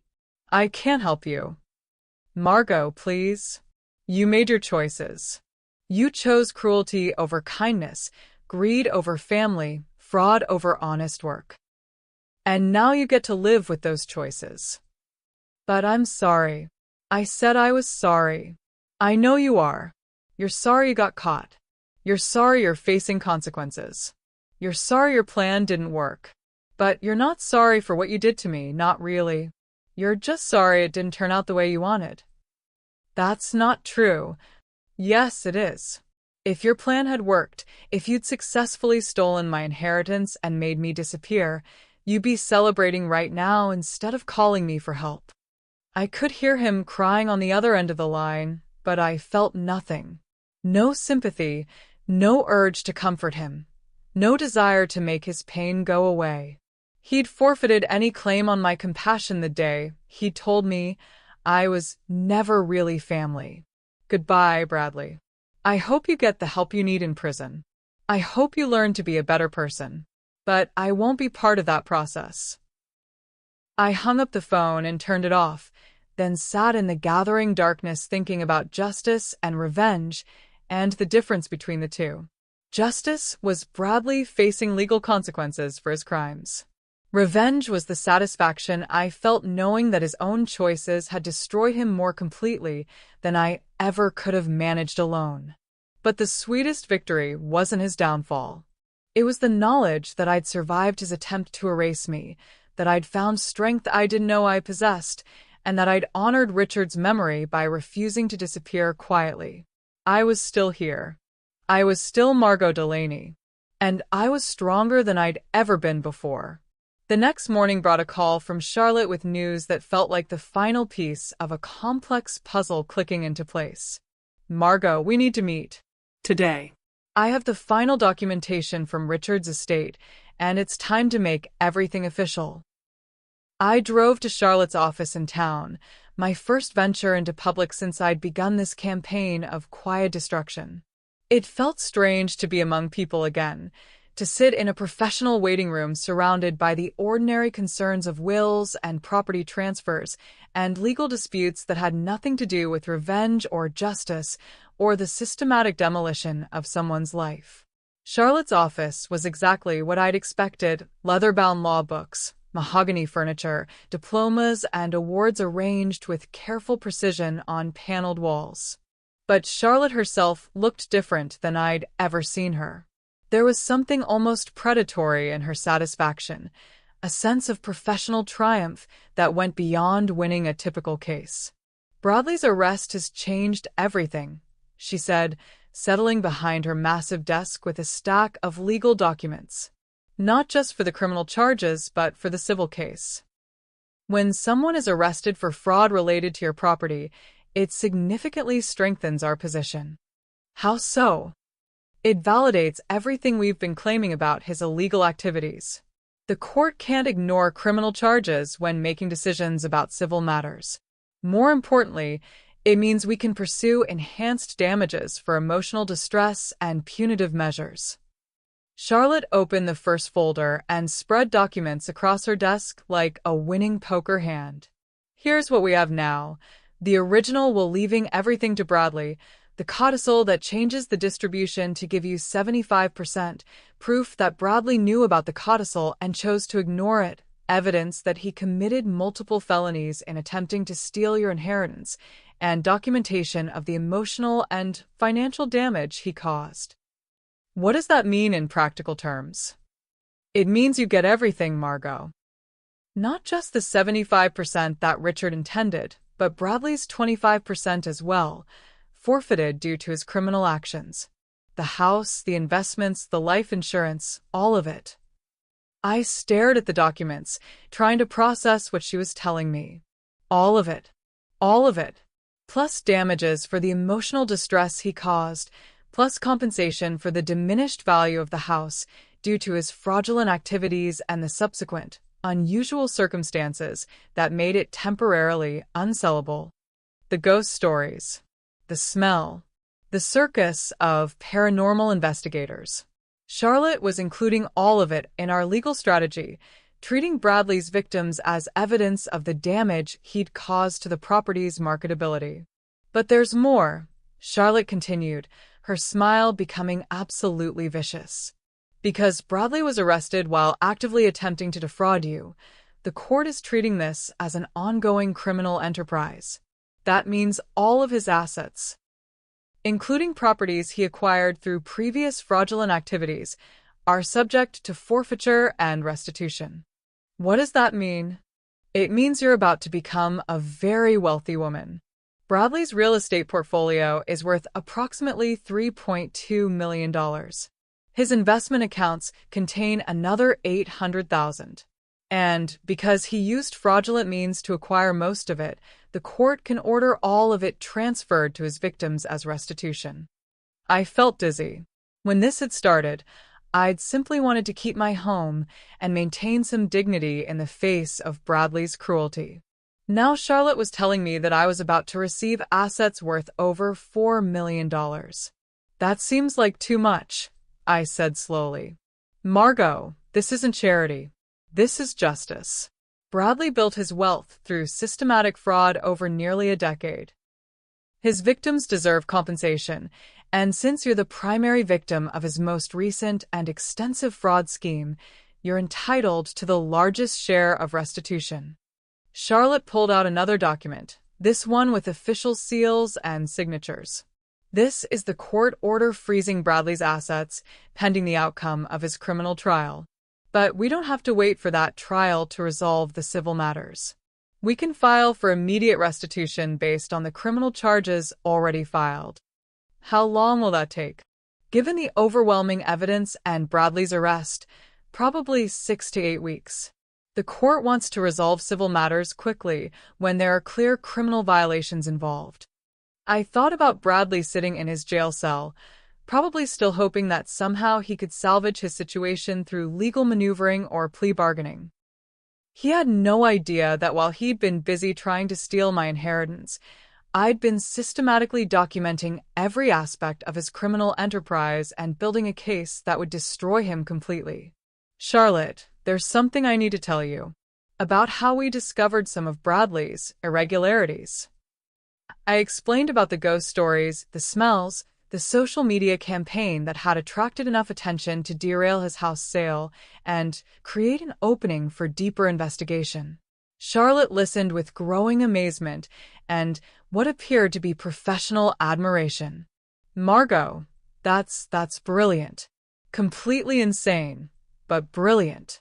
You created a problem that forced him to reveal his true character while simultaneously making his stolen property unsellable.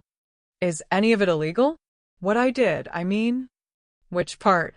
The ghost stories are protected speech. You never claimed they were factual, just shared folklore and let other people draw their own conclusions. The social media posts were made by other people based on stories they heard from unknown sources. And as for the smells, Charlotte grinned wickedly. You broke into your own house, or rather, a house that you legally own and that Bradley was fraudulently trying to sell. Any vandalism you committed was to your own property. The fact that it made the house temporarily uninhabitable was just an unfortunate coincidence. So, I'm not going to be arrested too? For what? Being creative and protecting your own interests? For using social media to share local stories? For exercising your legal right to access property that belongs to you? Charlotte shook her head. Bradley might suspect you were behind some of his problems, but he can't prove anything, and even if he could, most of what you did was perfectly legal. She gathered the documents back into neat stacks and locked them in her safe. Margot, I want you to understand something. What you've accomplished here goes beyond just getting your inheritance back. You've exposed a criminal enterprise that was victimizing other people. You've ensured that Bradley will face serious consequences for his crimes. And you've done it all while maintaining your own legal and ethical integrity. It doesn't feel ethical. It feels like revenge.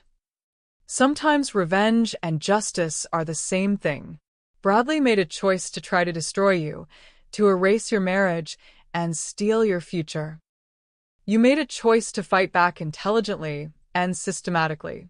The fact that his own actions provided the rope he used to hang himself just proves that karma sometimes needs a little help from clever people. As I drove back to the trailer that afternoon, I reflected on the strange journey that had brought me to this point. 2 months ago, I'd been a grieving widow who thought her biggest challenge was learning to live alone. Now I was about to become a millionaire several times over, the primary beneficiary of a court-ordered asset forfeiture that would destroy the man who'd tried to destroy me. But the money wasn't the real victory. The real victory was that I'd survived Bradley's attempt to erase me. I'd refused to disappear quietly, refused to accept his narrative about my worth and my place in the family. I'd fought back using intelligence and creativity and patience, and I'd won. More than that, I discovered parts of myself I'd never known existed. The quiet librarian who'd spent her life avoiding conflict had turned out to be capable of sophisticated strategic thinking and ruthless execution when protecting something that mattered. Richard would have been proud, I thought. Not of the revenge itself, perhaps, but of the strength I'd found, the refusal to be diminished by someone else's cruelty.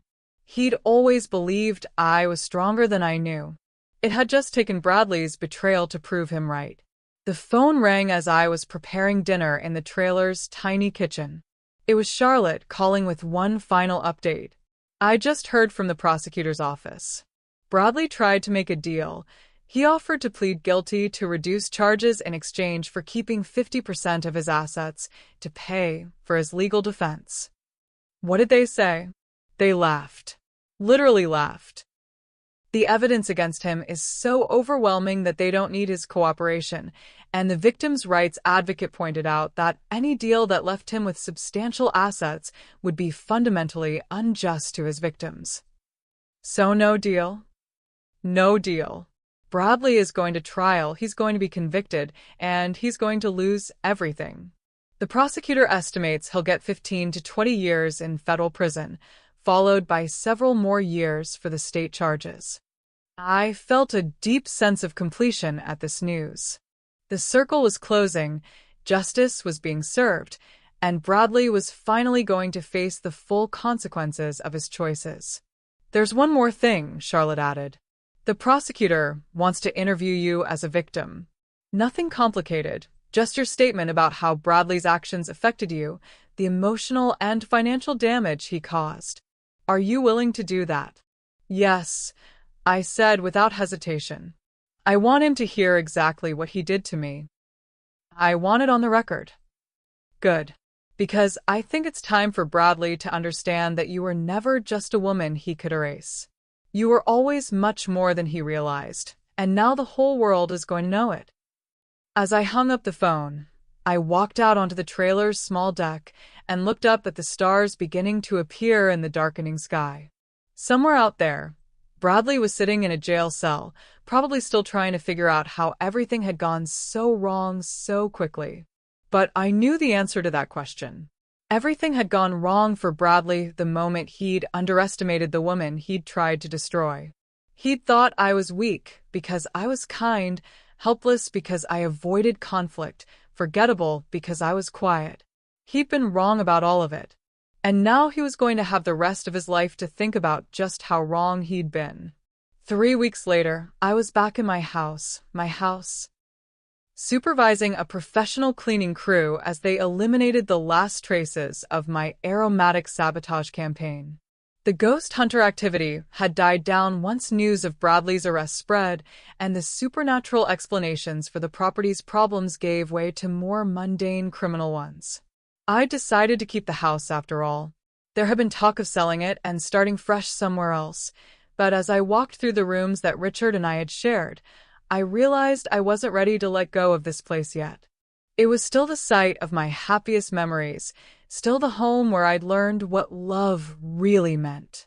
Bradley's attempts to erase our history had failed completely. In trying to steal my inheritance, he'd ensured that I would inherit everything. In trying to make me disappear, he'd forced me to discover strength I'd never known I possessed. In trying to destroy my connection to this house, he'd made me fight for it in a way that made it truly mine. The cleaning crew was just finishing when Charlotte arrived with the final paperwork.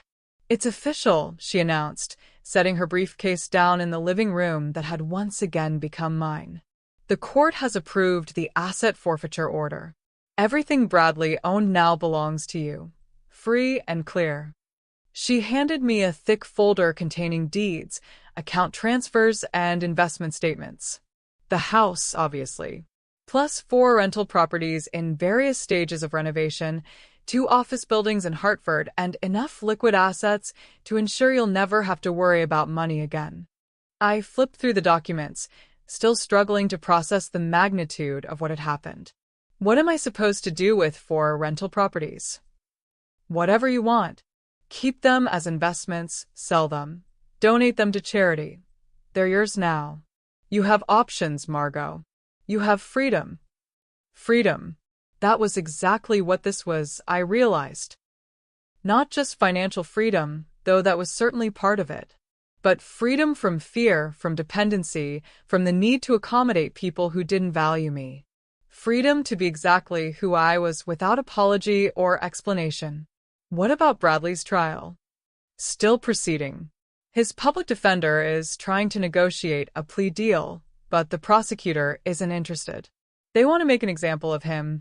Real estate fraud has become a serious problem in Connecticut, and they think a high-profile conviction will deter others. How is he handling jail? Charlotte's expression grew darker. Not well. Apparently, he's been making phone calls constantly, trying to find someone who'll help him with bail or legal fees. But most of his associates have distanced themselves once they realize the extent of his criminal activities. Has he tried to call me? Actually, yes. The jail keeps a record of all outgoing calls, and you're on his list. But since you changed your phone number... I had changed my number, partly for security reasons, but mostly because I didn't want to deal with Bradley's increasingly desperate attempts to contact me. Let him face the consequences of his actions without my help or forgiveness. Charlotte, there's something I've been thinking about. Something I want to do with part of this money. What's that? I want to create a legal defense fund for other people who've been victimized by family members trying to steal their inheritances. Especially older women who get targeted by greedy relatives after their spouses die. Charlotte's eyes lit up with professional interest. That's actually a brilliant idea. Elder financial abuse is a huge problem that doesn't get nearly enough attention. Most victims don't have the resources to fight back effectively. Exactly. I was lucky I had some advantages that other women might not have. But what about the ones who don't? What about the widows who get bullied into signing over their property because they're too scared or too isolated to resist? You want to level the playing field. I want to make sure that what Bradley tried to do to me becomes much harder to do to other people. I want predatory relatives to know that their victims might have access to serious legal help. We spent the next hour discussing the practical details of establishing such a fund. Charlotte knew lawyers who specialized in elder law, victims advocates who worked with financial abuse cases, and nonprofit organizations that could help structure the program effectively. We could start with $500,000, I suggested. Enough to handle several major cases while we're building the program and seeking additional funding. Margot, are you sure about this? You've just inherited a fortune. Most people would want to enjoy it, not give it away. Charlotte, I didn't fight Bradley to get rich. I fought him to prove that I couldn't be erased, that I mattered, that my marriage to Richard meant something. Now that I've proven all of that, the money is just money. I'd rather use it to help other people who are facing what I faced. Richard would be proud, Charlotte said softly. I think so too. As Charlotte gathered her papers and prepared to leave, she paused at the front door. Margot, there's one more thing I should tell you. About Bradley's phone calls from jail. What about them? According to the records, he's tried to call you 127 times since his arrest. Every few hours, sometimes multiple times per day. The jail staff says he becomes agitated when the calls don't go through. 127 calls. More than the 100 he'd made the night after Christmas dinner, when he'd first realized that his plan to humiliate me had backfired. But those calls had been angry, desperate attempts to control a situation that was slipping away from him. These new calls were something different, the desperate appeals of someone who'd finally understood the magnitude of what he'd lost. Do you think he's genuinely sorry? I asked. I think he's genuinely desperate. Whether that's the same thing as being sorry, that's for you to decide. After Charlotte left, I walked through the house slowly, reacquainting myself with spaces that felt both familiar and foreign. It was still my home, but I was no longer the same woman who'd lived here before. The grieving widow who'd been so easily intimidated by Bradley's threats had been replaced by someone harder, smarter, and infinitely more dangerous to people who mistook kindness for weakness. In Richard's study, I found the wedding photo I'd looked at on that first terrible day when Bradley had called to destroy my world. We looked so happy in that picture, so confident in our love and our future together. Richard's arms were around me, and we were both laughing at something the photographer had said. I did it, I said to the photo. I fought for us. I fought for our marriage and our home and our memory. And I won. I could almost hear Richard's voice responding, proud and amazed. I always knew you were stronger than you thought, my love. I just wish it hadn't taken something like this to prove it. That evening, I made myself dinner in the kitchen where Bradley had tried to convince buyers that a grieving widow had never really lived. I ate at the table where Richard and I had shared thousands of meals and conversations and quiet moments of domestic happiness. The house felt peaceful now, cleansed of Bradley's presence and restored to its rightful purpose as a home rather than a commodity to be bought and sold. The ghost stories had been true in a way. There had been a restless spirit haunting this place. But it hadn't been supernatural. It had been me, fighting to reclaim what was mine. As I was getting ready for bed, the landline rang. I'd kept the old number for the house, partly out of nostalgia and partly because I was expecting calls from contractors and service providers as I settled back in. But when I answered, I heard the automated message that indicated a call from the county jail. This is a collect call from an inmate at Fairfield County Correctional Facility. To accept charges, press 1. To decline, press 2 or hang up. Bradley. Still trying to reach me, still hoping that somehow he could convince me to help him. I pressed 2 and hung up immediately. Let him make 100 more calls if he wanted. Let him sit in that cell and think about what he'd lost, about the life he'd thrown away through greed and arrogance, and the casual cruelty he'd shown to someone who'd never done him any harm. I'd given him 15 years of patience and accommodation and attempts at family harmony. I'd endured his resentment and his barely concealed hostility and his constant implications that I was an interloper in his father's life. But I didn't know him forgiveness. I didn't know him help. I didn't know him anything at all. What I owed was to Richard's memory, to the other victims of family financial abuse, and to myself. And I was finally in a position to pay all of those debts in full. As I turned off the lights and headed upstairs to the bedroom I'd shared with Richard, I felt something I hadn't experienced since his death, complete peace. The future stretched ahead of me, full of possibilities and choices, and the freedom to be exactly who I wanted to be. Bradley had tried to write me out of the story, to make me disappear without a trace. Instead, he'd given me the chance to become the protagonist of my own life in a way I'd never been before. And that, more than all the money or property or legal victories, was the sweetest revenge of all. 6 months later, I was in my garden, our garden, planting the roses that Richard had always wanted but never quite got around to ordering. It was a beautiful spring morning, with the kind of soft light that made even ordinary tasks feel meaningful, and I was taking my time with the planting, enjoying the feeling of my hands in the earth and the promise of beauty to come. The legal proceedings were finally complete. Bradley had been convicted on all charges and sentenced to 18 years in federal prison, followed by 5 years of state time. His assets had been officially transferred to me, and I'd used a substantial portion of them to establish the Delaney Foundation for Elder Justice, a legal defense fund that had already helped dozens of older adults fight back against financial abuse by family members. I'd kept the house and one of the rental properties as investments, but I'd sold the others and donated the proceeds to various charities that supported widows and victims of elder abuse. It felt good to turn Bradley's ill-gotten gains into something that would help rather than harm. Charlotte had become the Foundation's chief legal counsel, and we'd built a network of attorneys across New England who specialized in elder law and financial abuse cases.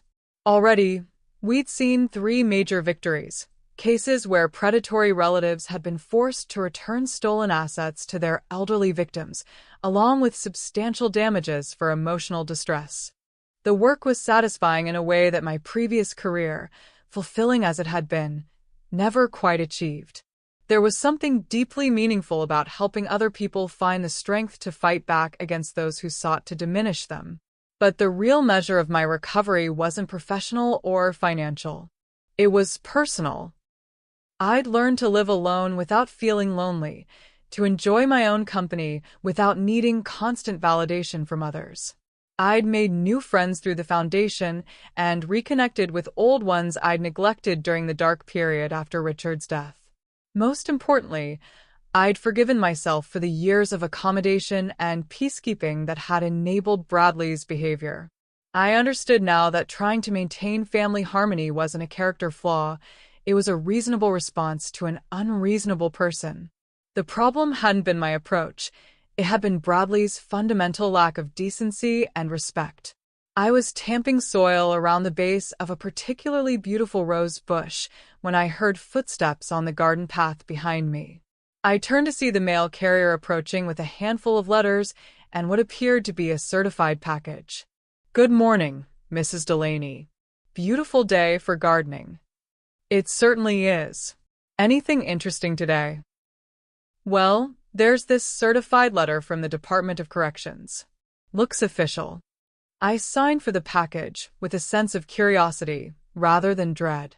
The return address indicated it was from the federal prison where Bradley was serving his sentence, but it wasn't from Bradley himself.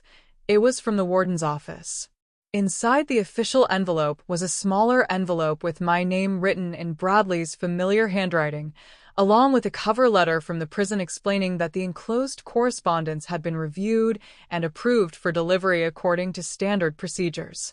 I sat on the garden bench where Richard and I used to enjoy our morning coffee and opened Bradley's letter with careful deliberation. After everything that had happened, I owed it to myself to read what he had to say, not because I needed his apologies or explanations, but because I was curious about what kind of person he'd become after 18 months in prison. The letter was written on standard prison stationery in Bradley's careful script. "Dear Margot, I know you probably don't want to hear from me, and I understand why. I know you've ignored my phone calls and probably threw away other letters I tried to send. But the counselor here says that making amends is an important part of taking responsibility for what I did, so I'm going to try one more time to tell you how sorry I am. I've had a lot of time to think about what I did to you and, more importantly, why I did it. The truth is that I was angry about Dad's death, And instead of dealing with that grief in a healthy way, I decided that you were somehow to blame for it. Not rationally, I knew you hadn't caused his heart attack, but emotionally. I convinced myself that if he hadn't been so happy with you, he would have taken better care of himself, lived longer, stayed around to see me become successful. I know that doesn't make sense. I know it's unfair and cruel and completely wrong. But it's what I told myself to justify the resentment I'd been carrying for 15 years. The truth is that you were good for Dad.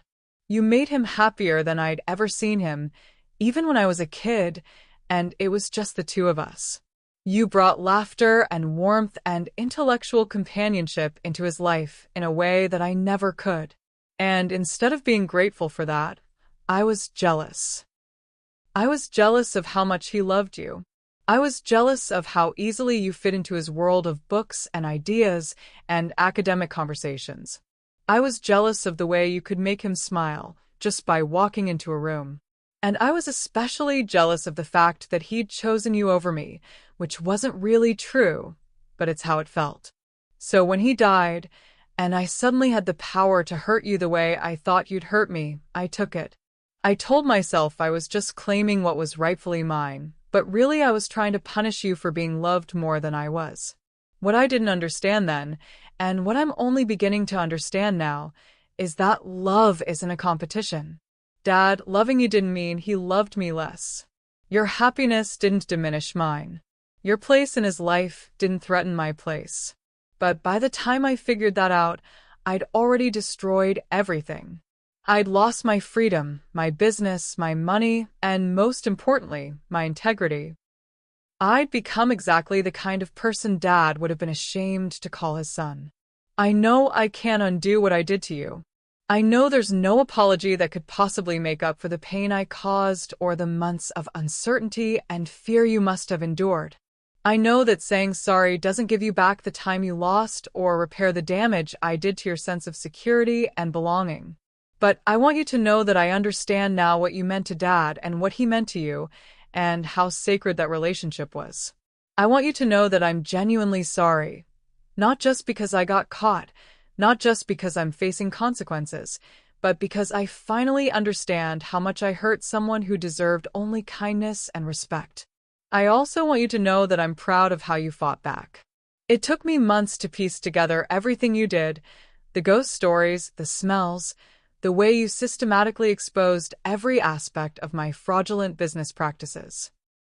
It was brilliant and creative and exactly the kind of strategic thinking that Dad always said you were capable of.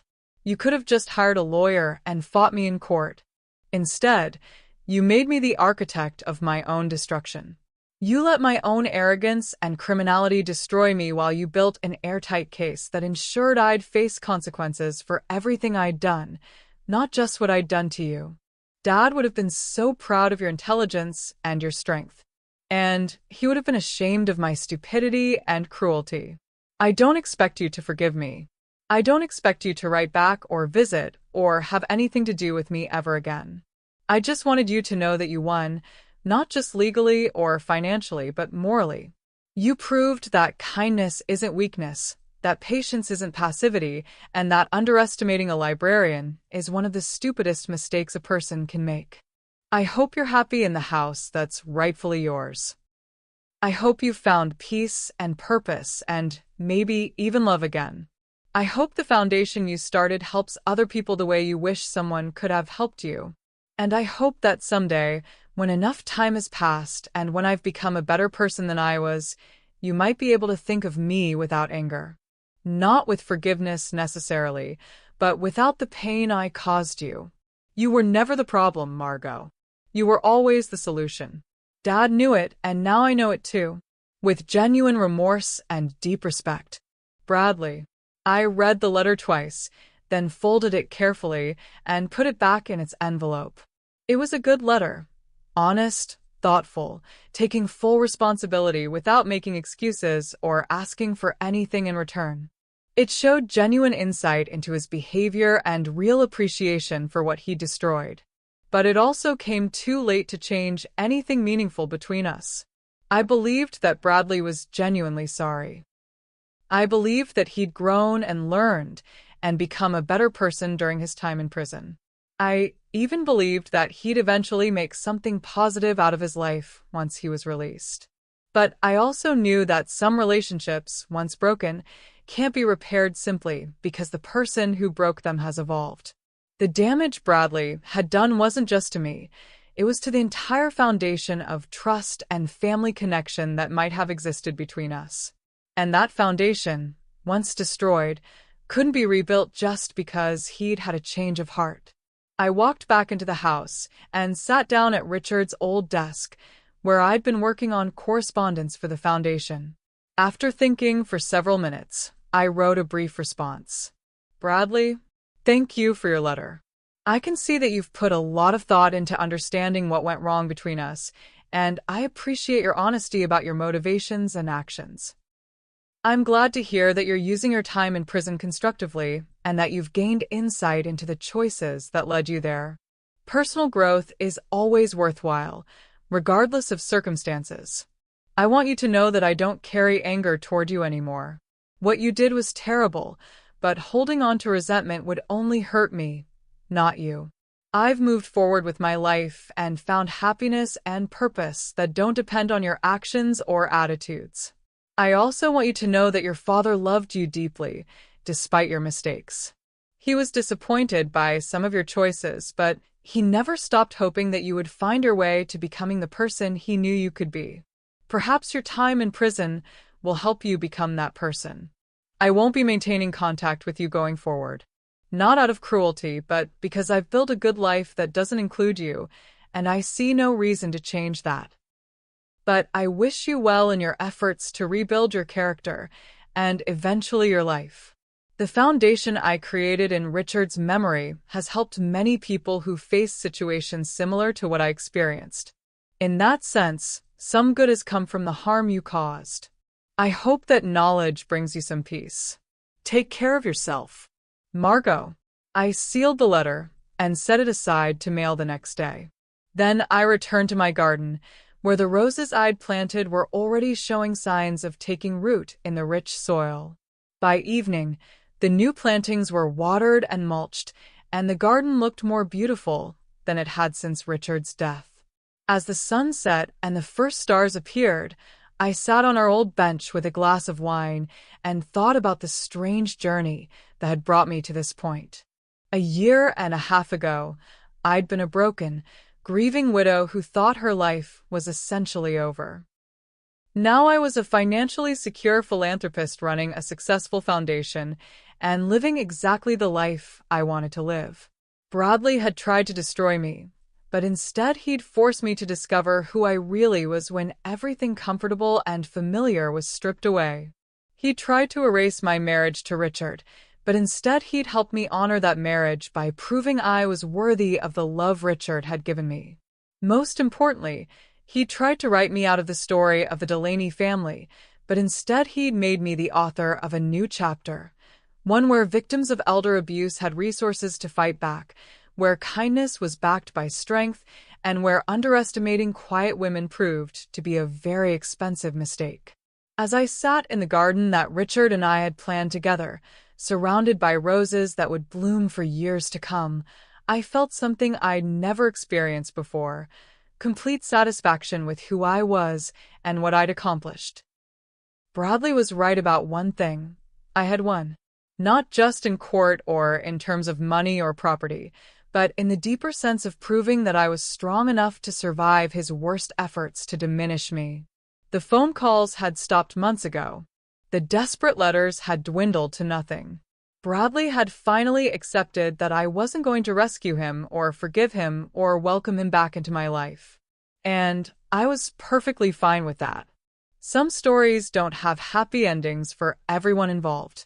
Some people don't get redemption arcs or second chances, or the forgiveness they think they deserve. But some stories do have justice. And sometimes, just sometimes, the quiet librarian turns out to be more dangerous than anyone expected. I raised my wine glass to the stars and to Richard's memory and to the woman I'd become through the strangest, most difficult, most transformative year of my life. Here's to true stories, I said aloud. And to the people who refuse to let others write their endings. Then I went inside my house, to plan the next chapter of a story that was entirely my own. Thank you for joining Margot on her incredible journey from victim to victor. If this story resonated with you, if you've ever been underestimated or dismissed by people who thought they could erase you from their narrative, remember this. You are the author of your own story. No one else gets to write your ending. Margot's tale reminds us that sometimes the quietest people possess the most dangerous intelligence, that patience can be a weapon, and that underestimating a librarian is one of the costliest mistakes anyone can make. Don't forget to hit that subscribe button and ring the notification bell so you never miss another story that might speak directly to your soul. Share this video with someone who needs to remember their own strength. And remember, you are worthy of respect, dignity, and justice, especially from the people who should value you most.